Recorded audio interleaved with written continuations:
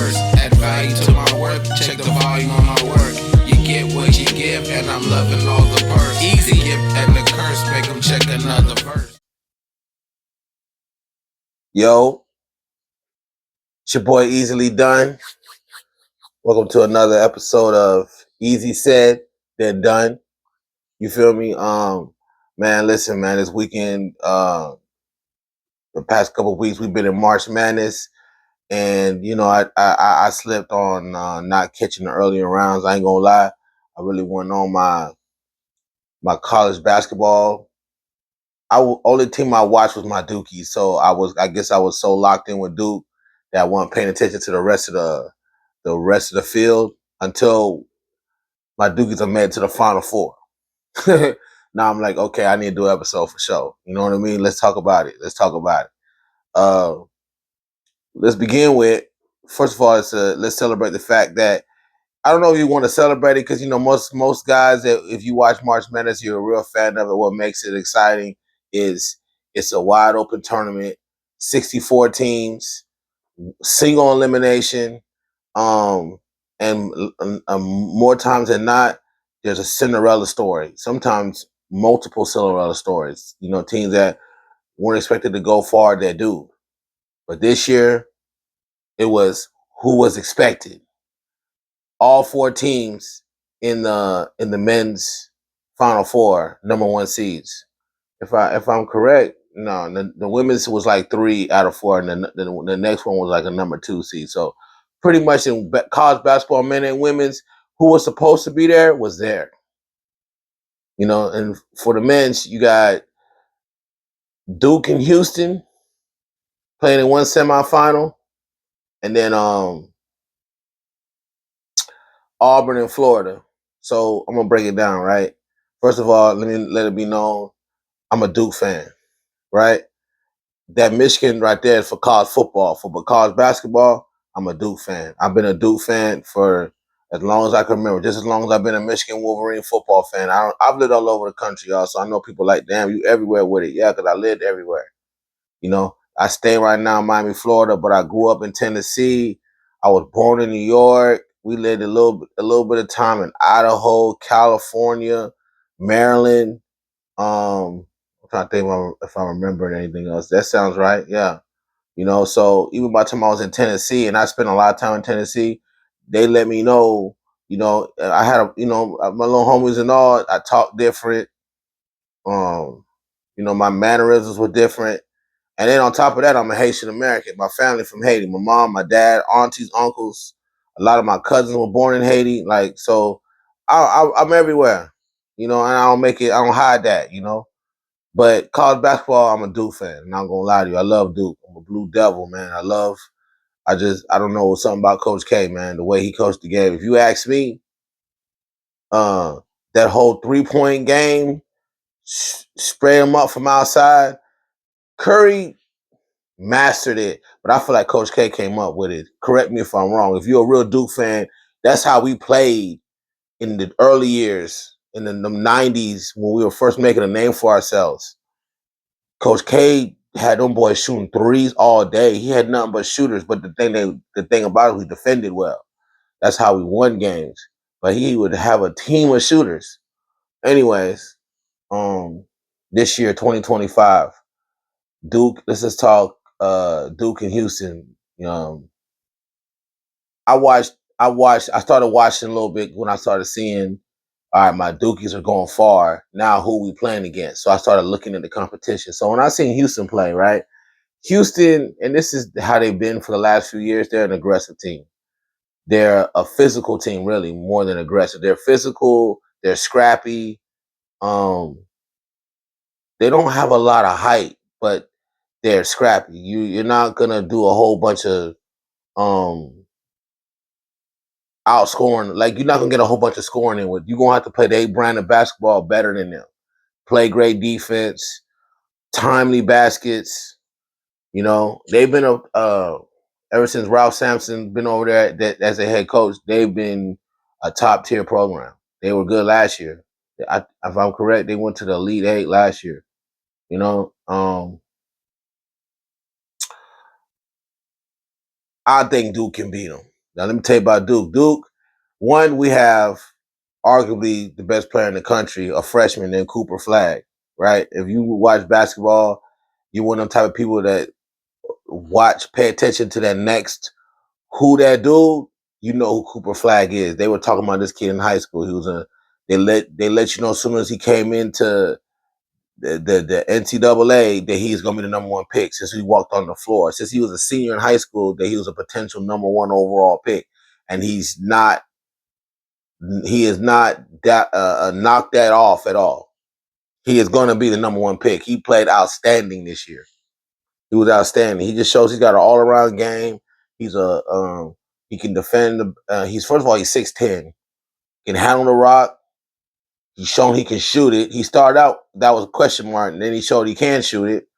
Um, he can pass. He rebounds. He defends. He scores multiple ways. He uses both hands. You know, he could dominate a game. But what makes us the number one team is he's got a hell of a supporting cast. He got two other freshmen.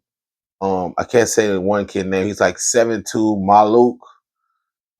If I'm correct, let me see. I'll spell it for you. I don't know how to pronounce it. Maluach.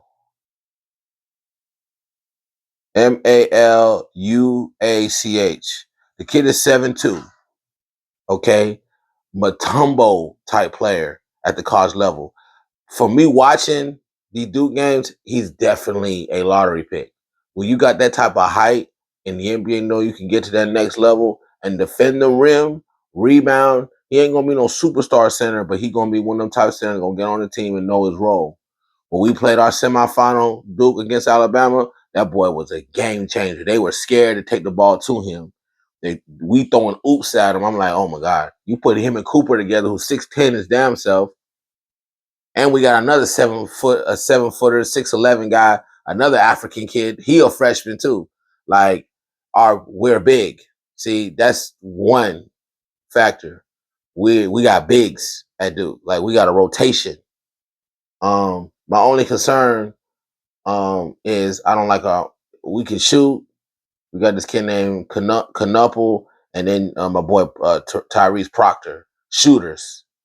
Evans can shoot too, but I don't like we ain't got no real point guard. You know, we got James. James, he's like a point forward. He's big, but I guess they just like because he had his presence, especially on the defensive end. He's a beast on defense.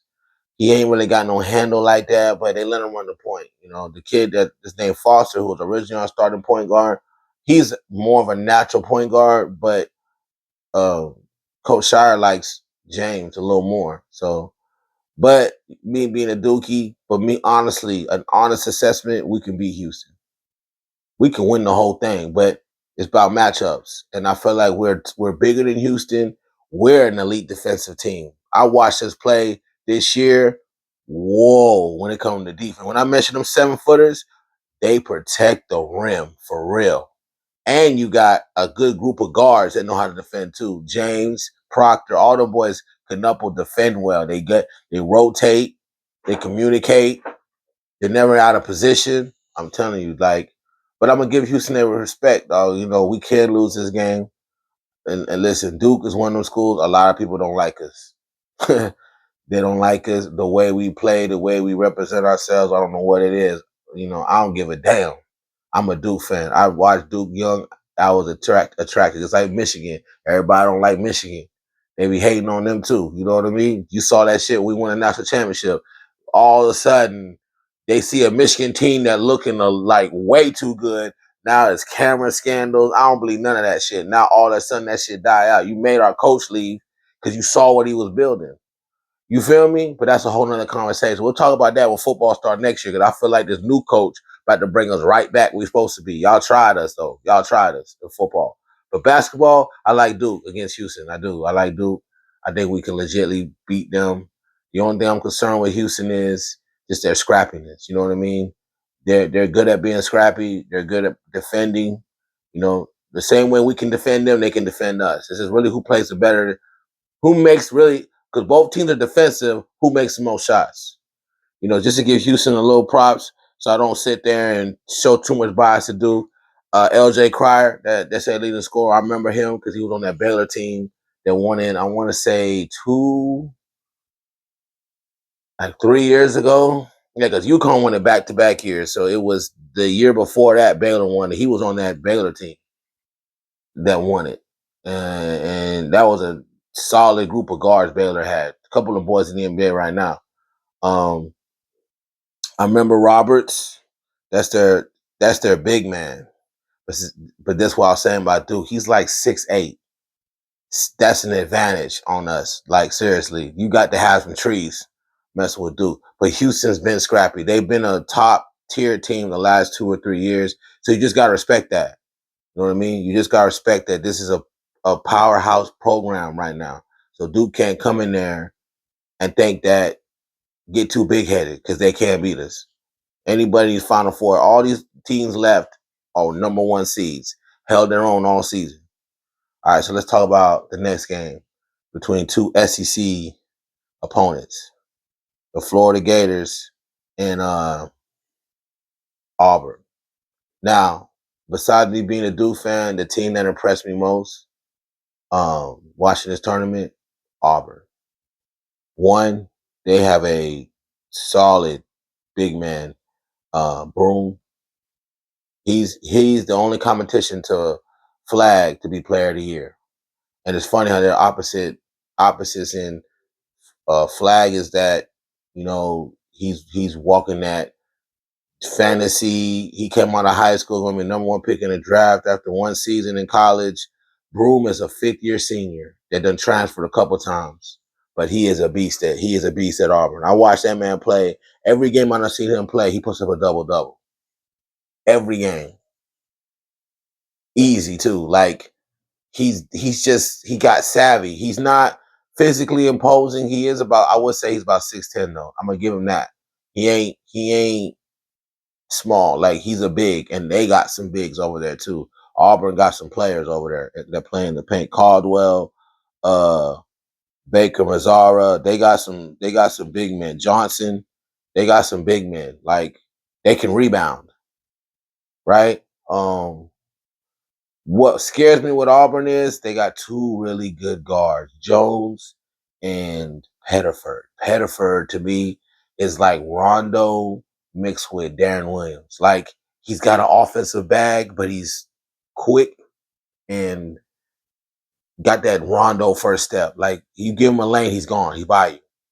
You know what I'm saying? He hopping around, energetic. He move like Rondo, and he distribute the rock too. Like that, he makes me nervous because he's a better point guard than any guard I got on my Duke team, and he's a freshman too.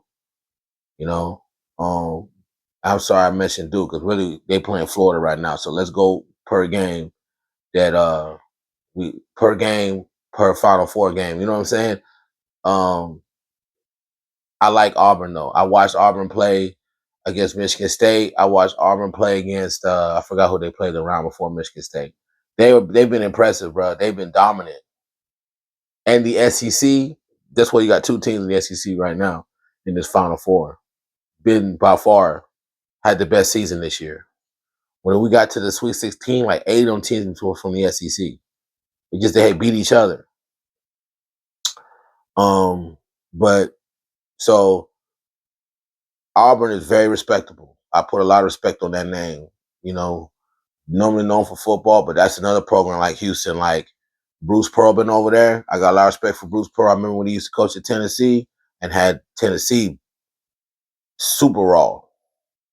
They could never win it or get to the Final Four, but they'd always, regular season was bees, and they win the first couple of rounds in the tournament. They just never could get to the Final Four. You know, back then Kentucky was a powerhouse. Florida was in their prime back then too. So it's funny how they're playing Florida too. Now let's talk about them Gators. The Gators have the best guard in this tournament. This kid, Clayton, he nice. Clayton remind me of my man that played for the Nuggets that came out of Kentucky. He got a lot. He played a lot like him, Murray. He played a lot like Murray. He's not as tall, but his floor presence, his handle, his command of the game, he's a lot like he reminds me of Murray. He's very similar. I like that's a good comparison. Um, I don't the height is a little bit of difference. He like Clayton might be 6'1", Murray like 6'3", 6'4". You know what I'm saying? Um, but he's by far the best player on that Florida team. He single-handedly beat Texas Tech. Texas Tech should have won that game. You know, he didn't single-handedly. He just made the timely shots at the end. He did have some teammates um, help him out, but I wasn't impressed by the rest of the team like I was with Clayton.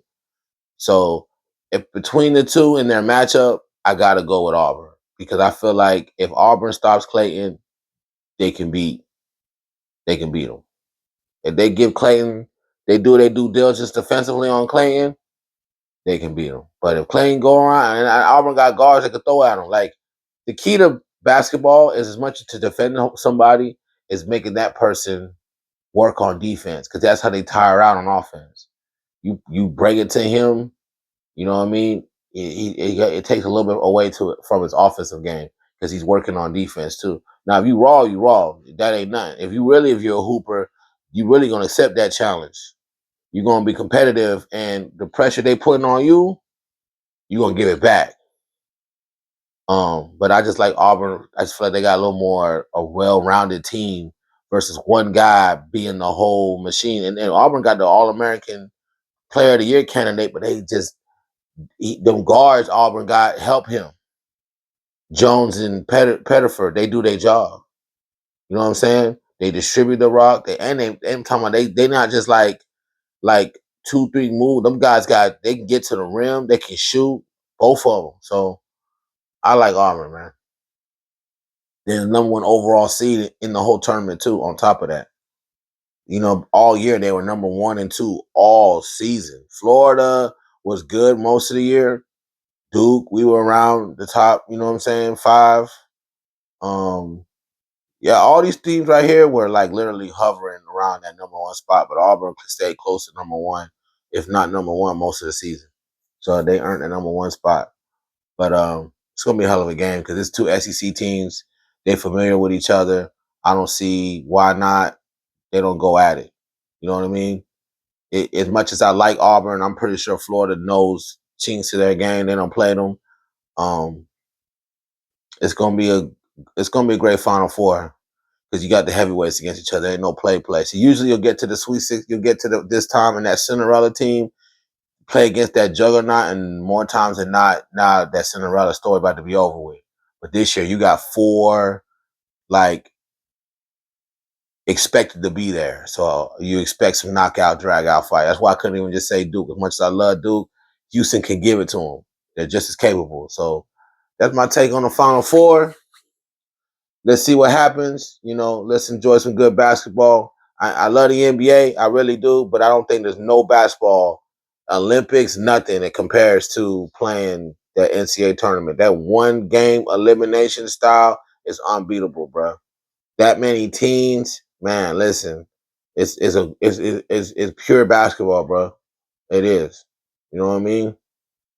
You know, and every team, like, bruh, I'm talking they give it all, man. You watch these teams, they lose in the Final Four, man, I'm talking about crying. Like, man, what? Coaches, players, like, boy, I'm telling you, man, there's the passion behind this tournament, dog.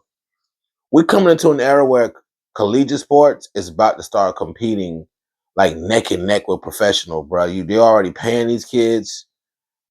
It's something about the less likeliness of injury, too, and seeing dudes in their prime or right about to jump into it, even though really as a man you don't get into your primes like as an athlete till you're like your mid-20s, but it's something about watching them when they're younger, you know.